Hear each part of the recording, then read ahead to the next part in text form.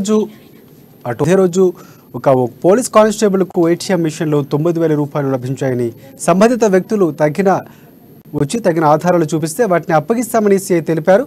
ఇక నెల 14న ఉదయం కరాచీ బేకరీ సమీపంలో గల ఎస్బీఐ ఏటీఎంలో డబ్బులు డ్రా చేయడానికి వెళ్లిన తమ పోలీసు కానిస్టేబుల్కు 9,000 రూపాయలు లభించాయన్నారు.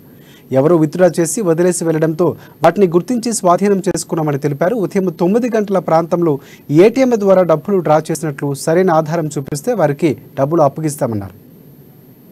కానిస్టేబుల్ ఆఫీసర్ శ్రీనివాస్ వెళ్ళారు.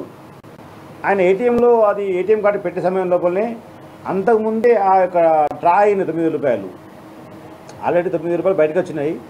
ఆ 9,000 రూపాయలు మా కానిస్టేబుల్ ఆఫీసర్ ఎవరైనా ఎంక్వైరీ చేశారు, కానీ ఎవరు లేరు అక్కడ. సో ఎవరైనా సంబంధిత వ్యక్తులు ఆధారాలతో సహా వచ్చి పిఎస్కు సంప్రదిస్తే ఆ 9,000 రూపాయలు నాకు ఉన్నాయి, వాటిని తీసుకోవచ్చు. ఏటీఎం ఎస్బీఐ ఏటీఎం కరాచీ పక్కన